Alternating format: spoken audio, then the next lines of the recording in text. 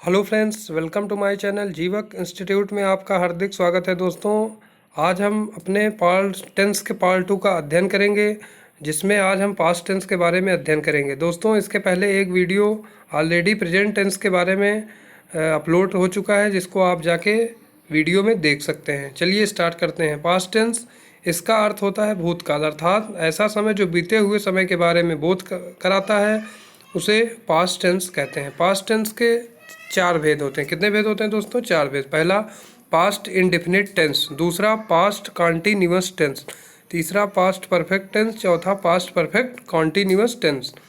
और अब आज हम पास्ट इंडेफिनिट टेंस, जिसे हम कहते हैं सिंपल पास्ट। इंडेफिनिट का अर्थ होता है अनिश्चित समय जो बताता है, अर्थात ऐसे टेंस के वाक्यों से ज्ञात होता है कि कार्य भूतकाल में हुआ था, किंतु कार्य के जारी रहने के विषय में कुछ भी ज्ञात नहीं होता।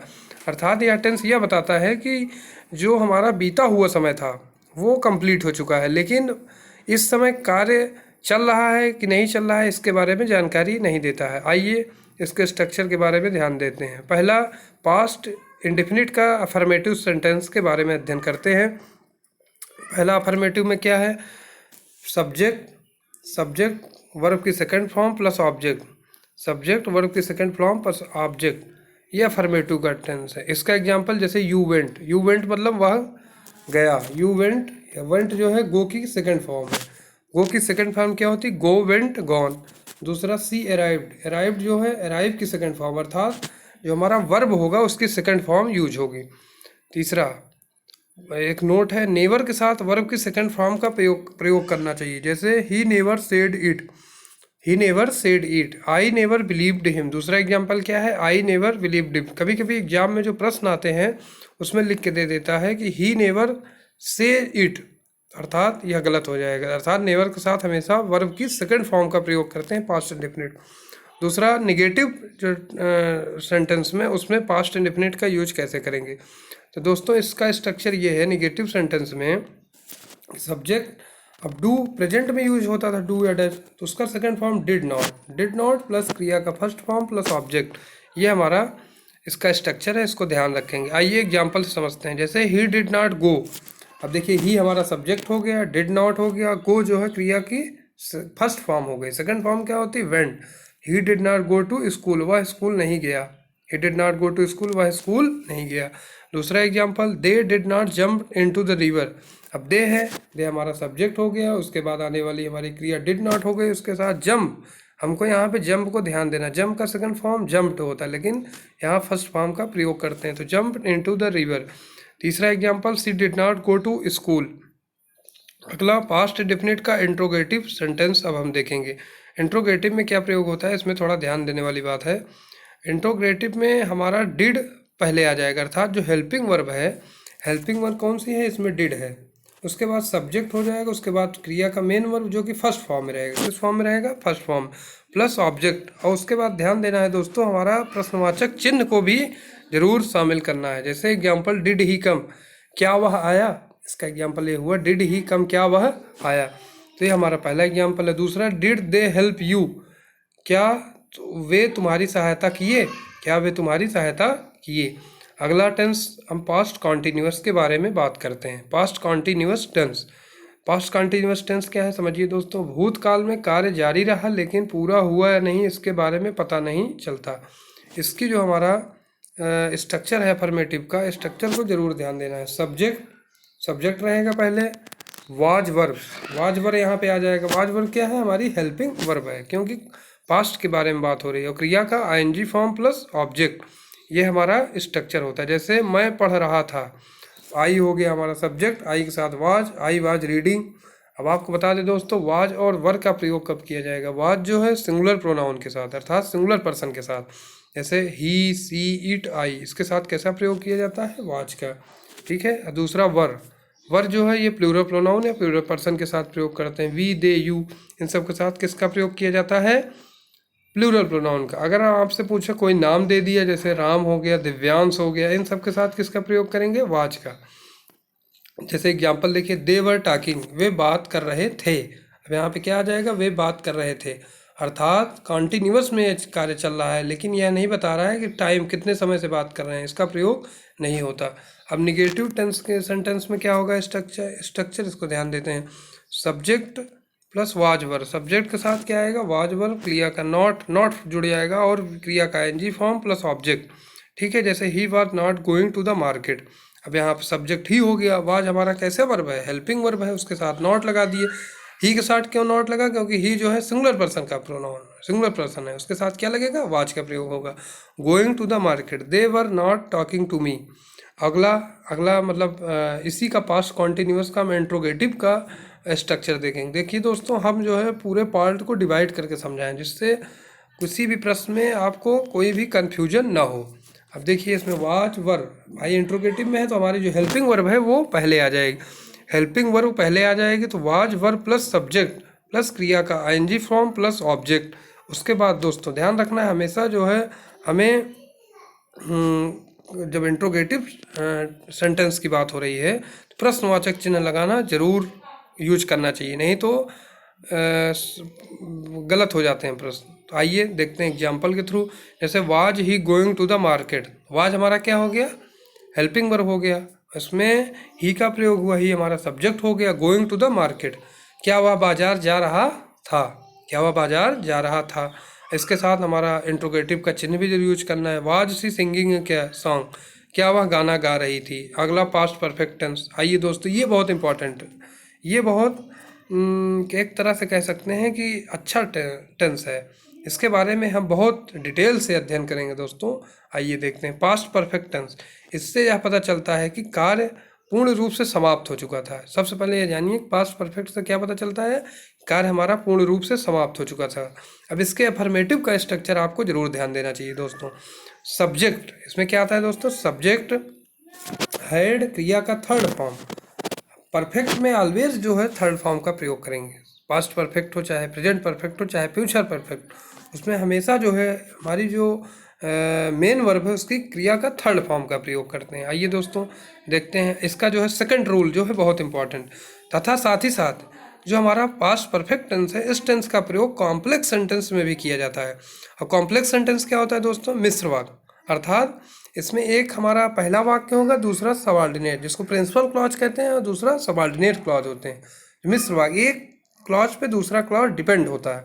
आइए इसका स्ट्रक्चर देखते हैं क्या है, मतलब दो तरह के है। एक पहला हमने क्या बताया, सब्जेक्ट प्लस हेड क्रिया का थर्ड फॉर्म प्लस ऑब्जेक्ट, ये तो हमारा नॉर्मल रहेगा।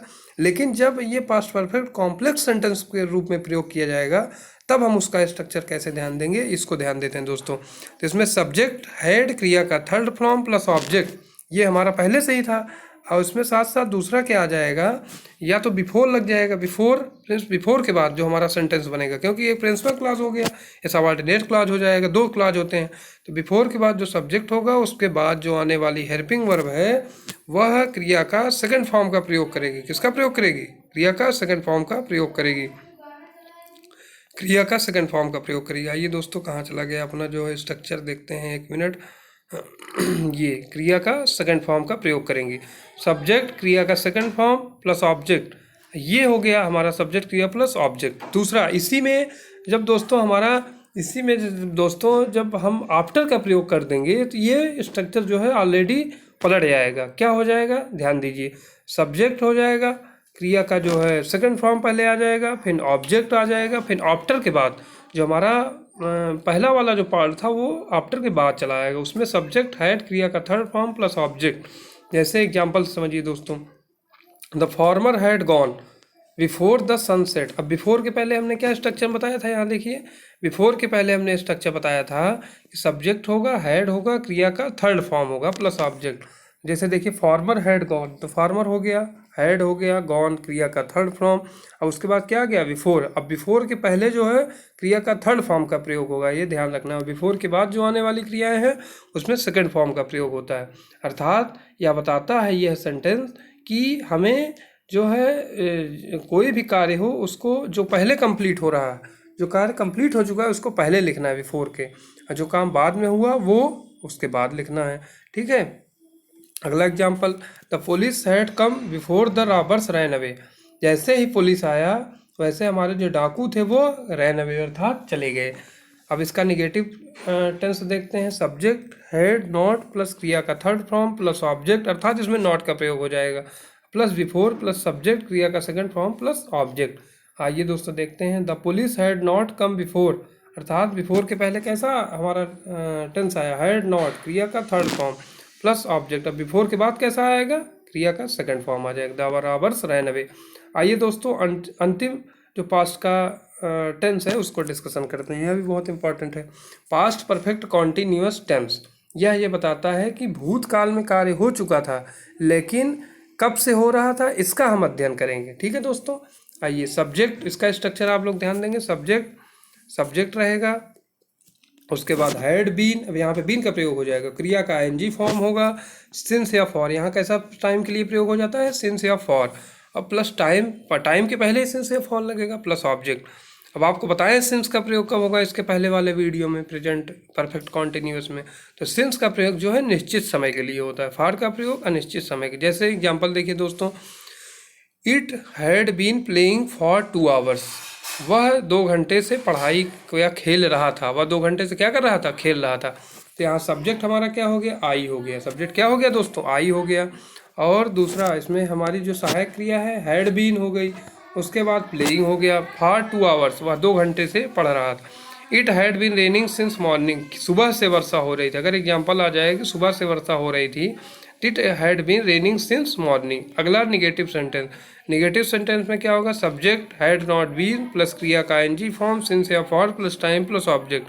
तो I had not been playing for 2 hours, वह 2 घंटे से क्रिकेट नहीं खेल रहा था, अर्थात वह 2 घंटे से नहीं खेल रहा था। इसमें हमारा बताया ना कि फॉर का प्रयोग जो है वो अनिश्चित समय के लिए होता है। Divyansh had not been sleeping since morning, Divyansh सुबह से जो है सो नहीं रहा था। अब यहाँ सुबह से निश्चित समय का प्रयोग हो गया, अर्थात इसके पहले सिंस का प्रयोग होगा। आइए दोस्तों अगला हम इंट्रोगेटिव का स्ट्रक्चर देखते हैं, जो कि हमारा अंतिम स्ट्रक्चर होगा। इसमें आप लोग ऑलरेडी ही जानते हैं कि जो हमारा हेल्पिंग वर्ब है वो हैड बीन होगी, उसको हम पहले सब्जेक्ट के पहले रख देंगे, और उसके बाद सब्जेक्ट होगा प्लस क्रिया का आईएनजी फॉर्म होगा, फिर सिंस व फॉर होगा, प्लस टाइम होगा, प्लस ऑब्जेक्ट। उसके बाद दोस्तों हमारा प्रश्नवाचक वाक्य होगा। आइए इसका एग्जाम्पल देखते हैं। Had you been sleeping here since 2 o'clock, इसका एग्जाम्पल क्या हो गया, हैड हमारा क्या हो गया, सब्जेक्ट हो गया। अब यहाँ पे जो बीन का प्रयोग होगा, हैड के बाद पहले सब्जेक्ट आएगा, हैड के बाद किसका प्रयोग होगा, सब्जेक्ट का। ये ध्यान देना है दोस्त, हमने यहाँ पे थोड़ा सा गलती लिख दिया, हैड जो बीन साथ में लिख दिए, हैड के बाद पहले सब्जेक्ट होना चाहिए, क्या होना चाहिए, हैड के बाद सब्जेक्ट होना चाहिए, उसके बाद बीन का प्रयोग करेंगे। Had you been sleeping here since 2 o'clock, तो इसका दोस्तों हैड के बाद सब्जेक्ट आएगा, उसके बाद बीन। यहाँ आप लोग दोस्तों थोड़ा सा इसको कहेंगे कि इसको आप जो है करेक्ट कर लीजिएगा। पहले क्या होगा, हैड होगा, हैड, फिर उसके बाद सब्जेक्ट प्लस फिर बीन। ठीक है दोस्तों, उसके बाद हमारा सेम रूल वही चलेगा, क्रिया का एनजी फॉर्म प्लस सिंस या फॉर्म प्लस ऑब्जेक्ट। तो इसका एग्जाम्पल दोस्तों आइए देखते हैं। इसका एग्जाम्पल क्या था, had you been sleeping here, अब हैड हो गया हमारा सब्जेक्ट, फिर बीन, फिर स्लीपिंग हियर सिंस 2 o'clock, क्या वह सुबह 2 बजे से, क्या वह 2 बजे से सो नहीं रहा था, क्या वह 2 बजे से सो रहा था, क्या वह 2 बजे से सो रहा था। दूसरा, had it been raining for 2 hours, had it been raining for 2 hours, क्या 2 घंटे से वर्षा हो रही थी। तो दोस्तों आप इस वीडियो को पूरा देखिए, समझिए, तथा जो भी डाउट हो अपने कमेंट सेक्शन में ज़रूर लिखिए, तथा थैंक यू दोस्तों।